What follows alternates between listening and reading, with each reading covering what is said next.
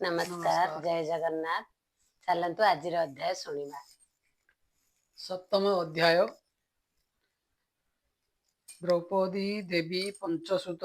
बध करते द्रोणसुत जेमंते दंडिले अर्जुन। सप्तम अध्याय वर्णन। सौनक उवाच व्यासंकु छाड़ी गंगा कूले नारद गले जेते बेले चिते संशय जेते थिला नारद बाक्ये दूर हेला से सर्वगुण अधिकारी नारद बाक्ये चित्ते धरी पुणी की कले पुण्य देहा कह आम्बंकु जेबे दया हेमंत मुनि प्रसन्ने कृष्ण महिमा शुणी कर्णे सुत कहती तोष चिते मुनिजनकर अग्रते। सुत उवाच से ब्रह्म नदीर पश्चिमे आश्रम सम्या प्रासलामे तही अशेष मुनिजन एणु अनेक यज्ञ स्थान मध्ये बदरी नाम बन व्यासंक नियत आश्रम सेवने सरस्वती जले स्नान सारी प्रात काले विष्णु भक्ति चिंती मने मुनि बसिले जोग ध्याने निर्मल मने ध्यान करी तक्षणे प्रभु नर हरि माया सहिते हेले दृश्य जे हरि पुराण पुरुष जे माया त्रिगुणे जड़ित जीव जहिरे होई ग्रस्त असत्य सत्य प्राय मणे आत्मार गति न प्रमाणे तेणु से जन्मादि अनर्थ जीवकु हुई प्रापत ताहाकु उधारिबा अर्थे कृष्ण भक्ति जोग पथे रचिले भागवत बाणी ए जीवतरे जहा शुणी भक्ति लभे कृष्ण पादे न पड़े शोक मोह द्वंद्वे संहिता करी हरिबाणी सुख मुनि की पासे आणी स्वभावे तांको निज सुत हरसे देले भागवत विशेषे गोविंद प्रसन्ने माया न लागे तांको मने। सौनक उवाच माया न लागे जार चिते कि प्रयोजन तार ग्रंथे सुख सुभावे आत्माराम ताहार ग्रंथे किबा श्रम काहार अर्थे व्यास सुत अभ्यास कले भागवत निर्लेप जोगी से जुकते संशय लागे आम चिते। सुत उवाच स्वभावे मुनि चित ग्रंथरे नुहई ग्रंथित तथापि अकिंचन पणे भजन्ति गोविंद चरणे जेणु सकल भूते हरि परम आत्मा रूपे पूरी तेणु भक्ति अतिरेके कहन्ति एक कुआरेके से सुख मुनि शुद्ध चेता नैत्य अभ्यासे हरि कथा भकत जनकर अर्थे ताहार श्रम भागवते एबे हो शुण विप्रजने हरिचरित सावधाने भकत परीक्षित कथा पांडुनंदन व्यवस्था कुरु पांडव युद्ध अंते वीरे गमिले वीर पथे भीमसेनर गदा बाजी दुर्योधनर उरु भाजी पलाई गला प्राण तरे लुचिला व्यास सरोवरे एमंते होइला रजनी जले भालई भय घेनी कांदई जीवन विकले द्रोणनंदन देखी कूले बोलई राजा मुख चाही मोते जे नबरिलु तुही ଯୁଦ୍ଧେ ସକଳ ବୀର ମାରି ଏ ଭୂମି ଅପାଣ୍ଡବା କରି ତୋତେ ବସାନ୍ତି ରାଜକୂଳେ ଅଖଣ୍ଡ ଅବନି ମଣ୍ଡଳେ ପୁଣି ବୋଲଇ ନୃପବର ଏବେ ହୋ ଅପାଣ୍ଡବ କର ଏବେ ବରିଲି ସେନାପତି ଫେଡ଼ ତୁ ମୋହର ଦୁର୍ଗତି ଏମନ୍ତେ କହି ଅନ୍ଧବାଳା ତାହାର ହସ୍ତେ ଜଳ ଦେଲା ଦ୍ରୋଣ କୁମର ବେଗେ ଉଠି ଧନୁ ଧଇଲା ଦୃଢ଼ ମୁଷ୍ଟି ମନ୍ତ୍ରୀଣ ନାରାଜ ପେଶିଲା ପାଣ୍ଡବ ଶିବିରେ ପଡ଼ିଲା ଦ୍ରୌପଦୀ ପାଞ୍ଚ ଯେ କୁମରେ ଶୋଇଣ ଥିଲେ ଅନ୍ତପୁରେ ପଡ଼ି କାଟିଲା ତାଙ୍କ ଶିର ଶବଦ କଲା ମହାଘୋର ଶୁଣି କମ୍ପିଲେ ଦିଗପାଳେ ପୁରିଲା ଭୂମି ଅନ୍ତରାଳେ ଅତି ନିନ୍ଦିତ କର୍ମ କଲା ଦୈବ ବସେ ଦ୍ରୋଣ ବଳା ଦ୍ରୌପଦୀ ଶୟନ ଉପେକ୍ଷୀ ପୁତ୍ର ମରଣ ଦେଖି ଦୁଃଖୀ ବିକଳେ କରଇ ରୋଦନ ତାପାସେ ମିଳିଲା ଅର୍ଜୁନ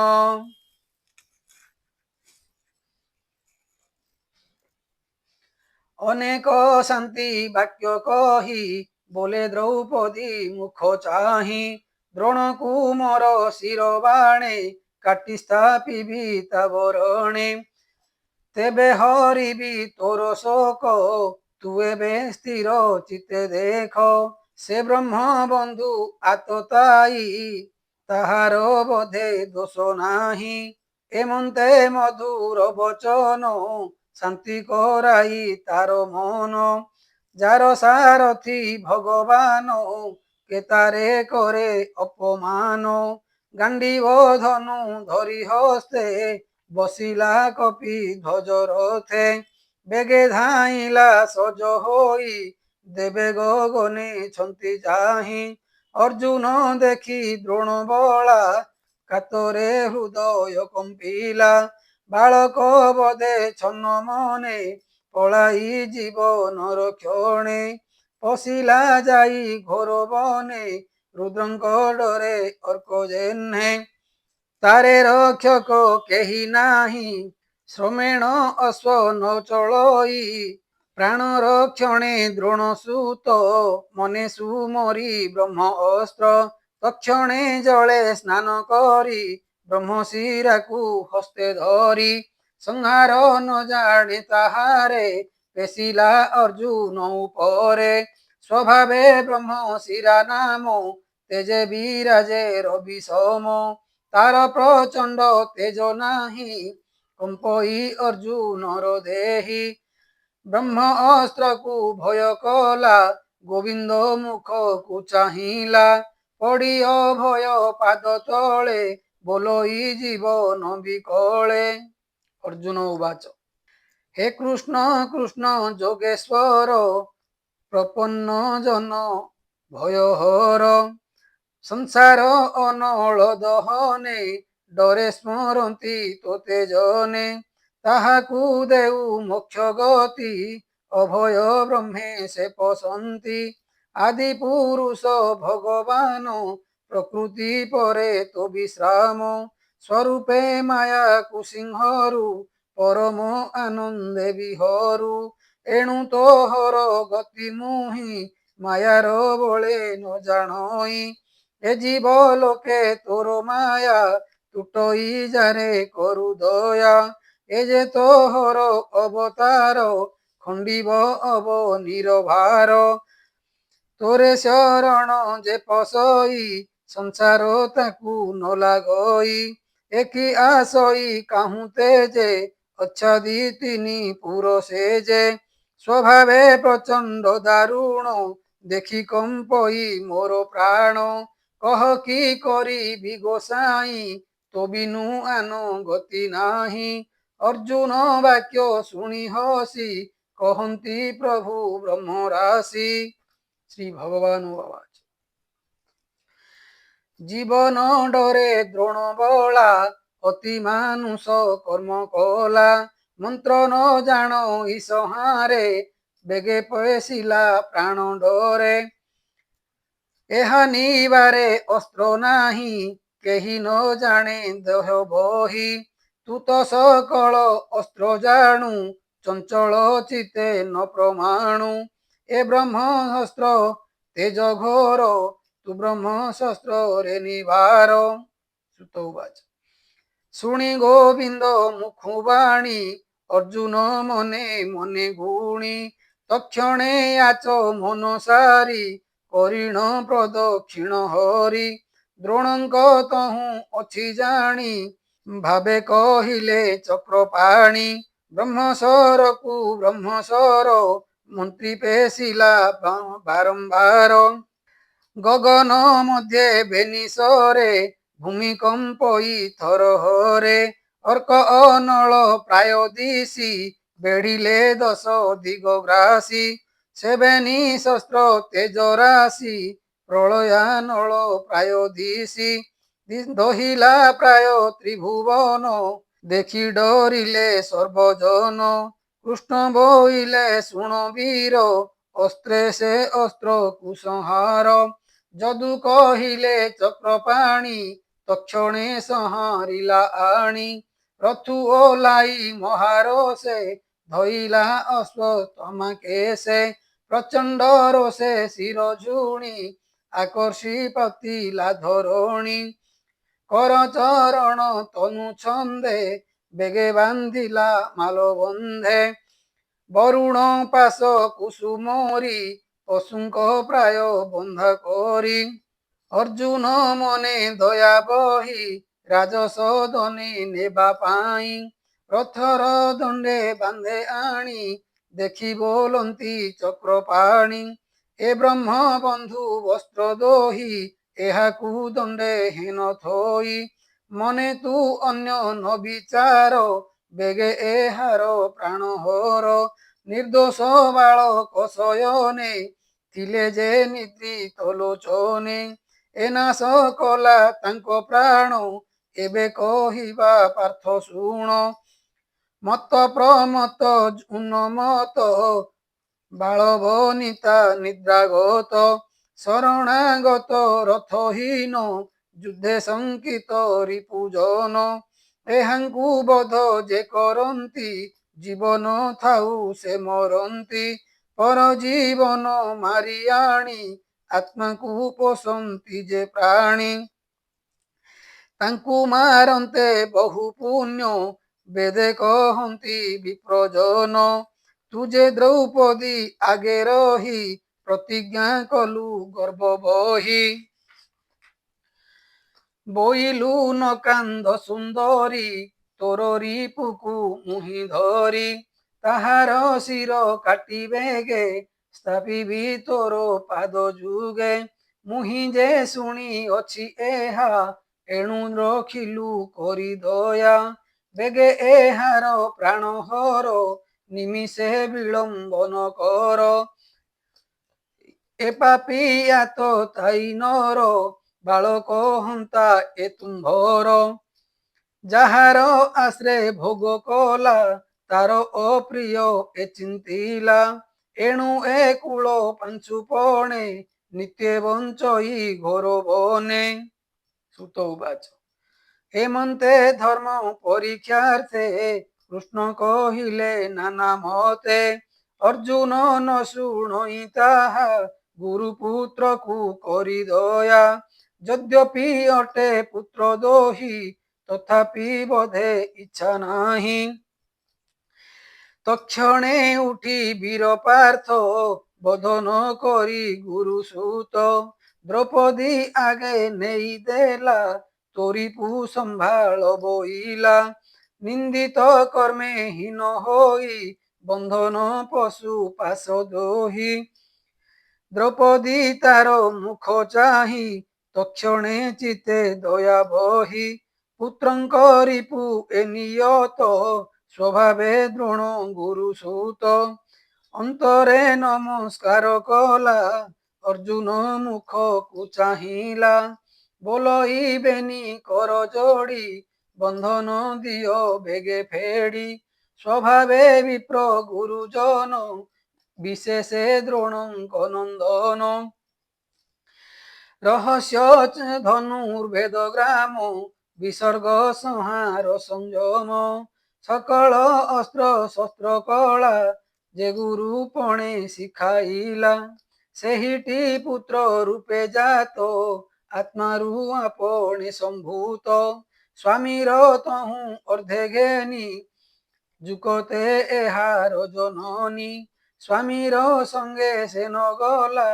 ଯେଣୁ ଏ ପୁତ୍ର ତାର ଥିଲା ତୁମ୍ଭେ ଧର୍ମଜ୍ଞ ମହାଭାଗ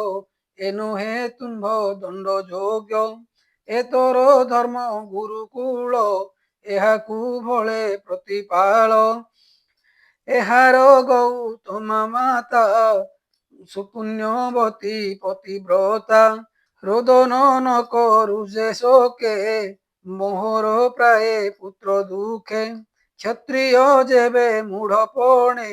କୋପ ସମ୍ପାଦେ ବିପ୍ରଗଣେ ସେ କୋପ ନିଜ କୁଳ ଦହେ ଏଣୁକେ ବିପ୍ରେ ହିଂସା ବହେ ସୁତ ଉବାଚ ଦ୍ରୌପଦୀ ଧର୍ମ ନ୍ୟାୟ ବାଣୀ ହରଷେ ଯୁଧିଷ୍ଠିର ଶୁଣି ପୁଣି ନ କୂଳ ସହଦେବ ସାତ୍ୟକୀ ଅର୍ଜୁନ ପାଣ୍ଡବ ଦେବକୀ ପୁତ୍ର ଆଦି କରି କୁନ୍ତୀ ସହିତେ ଯେତେ ନାରୀ ମୌନେ କିଛି ନ ବୋଇଲେ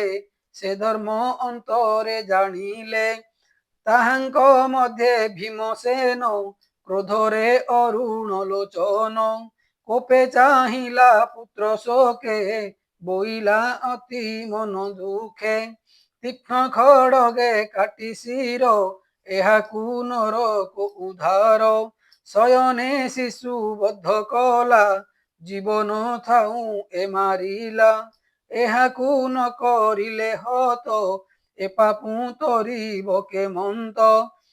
ଦ୍ରୌପଦୀ ତୁଲେ ଚକ୍ରପାଣି ଏ ଧର୍ମ ଭୀମ ମୁଖୁ ଶୁଣି ଅଳ୍ପ ହାସେ ଭାବଗ୍ରାହୀ ବୋଲନ୍ତି ଅର୍ଜୁନକୁ ଚାହିଁ ଶ୍ରୀ ଭଗବାନ ଉବାଚ ବ୍ରାହ୍ମଣ ବଧ ଯୋଗ୍ୟ ନାହିଁ ଏହା ମୁଁ ଶାସ୍ତ୍ରେ ଅଛି କହି ଯେ କରେ ଆତତାୟୀ କର୍ମ ତାକୁ ମାରିବା ଅଟେ ଧର୍ମ ମାରଣ ଉଚିତ ଏହାର ଏହାକୁ ରଖ ବୀରବର ଉଭୟ ବାକ୍ୟେ ମୋର କର ଯେ ଧର୍ମ ଉଚିତ ବ୍ୟବହାର ଦ୍ରୌପଦୀ ପୁତ୍ର ଶୋକ ବେଳେ ତୁଜେ ବୋଇଲୁ ଅବହେଳେ ତୋହର ପୁତ୍ର ଶତ୍ରୁହାଣି ଶିର ଚରଣେ ଦେବି ଆଣି ଖଣ୍ଡିବ ପୁତ୍ର ଶୋକ ତେବେ ତୋର ବଚନ କର ଏବେ ଶସ୍ତ୍ରେ ଏହାର ତେଜହର ଜୀବନ ମୃତ୍ୟୁ ପ୍ରାୟ କର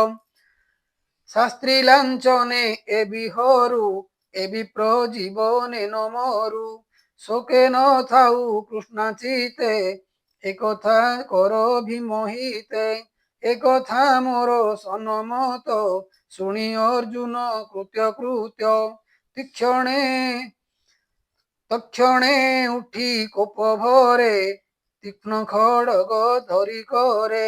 কেশ ধইলা বাম হস্তে মণি যে ଥିଲା তার মাথে খড়গ ধরি দৃঢ় মুষ্টি মণি সহিতে শিখা কাটি আনি থইলা বাহু বଳେ দ্রৌপদী দেবী পাদ তଳେ ବନ୍ଧନ ତକ୍ଷଣେ ଫେରିଲା ଦ୍ରୌପଦୀ ତା ମୁଖ ଚାହିଁଲା ବାଳକ ହତ୍ୟା ଦୋଷହୀନ ମଳିନ ଦିଶେ ତା ବଦନ ମଣିହରଣେ ତେଜ ଗଲା ନଗରୁ ବେଗେ ପଳାଇଲା କେଶବସନ ଧନ ହରି ତାହାକୁ ରାଜ୍ୟୁ ଦୂର କରି ବ୍ରାହ୍ମଣ ଦଣ୍ଡୀ ଏହି ମତେ ମରଣ ଲଭଇ ଜୀବନ୍ତେ ଦ୍ରୋଣକୁ ମୋରେ ଶାସ୍ତି ଦେଇ ଜ୍ଞାତି ବାନ୍ଧବେ ରୁଣ୍ଡ ହୋଇ ସର୍ବେ ଆତୁର ପୁତ୍ର ଶୋକେ ବାଳକ ଘେନି ଏକ ଏକେ ଦହନ କଲେ ଦୁଃଖ ମନେ ଏବେ ହୋ ଶୁଣି ମୁନି ଜନେ ସୁଜନ ହିତେ ଭାଗବତ ଭିଆଇ ରସମୟ ଗୀତ ପ୍ରଥମ ସ୍କନ୍ଧେ ହରିବାଣୀ ଶୁଣି ସଂସାରୁ ତର ପାଣି অমৃত শ্রীকৃষ্ণ চরিত কহই বিপ্র জগন্নাথ।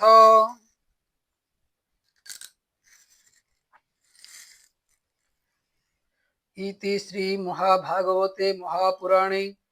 परमहंस्याः पतित्यायं प्रथमस्कन्धे द्रौपदीपुत्रवधे अश्वत्थामामणि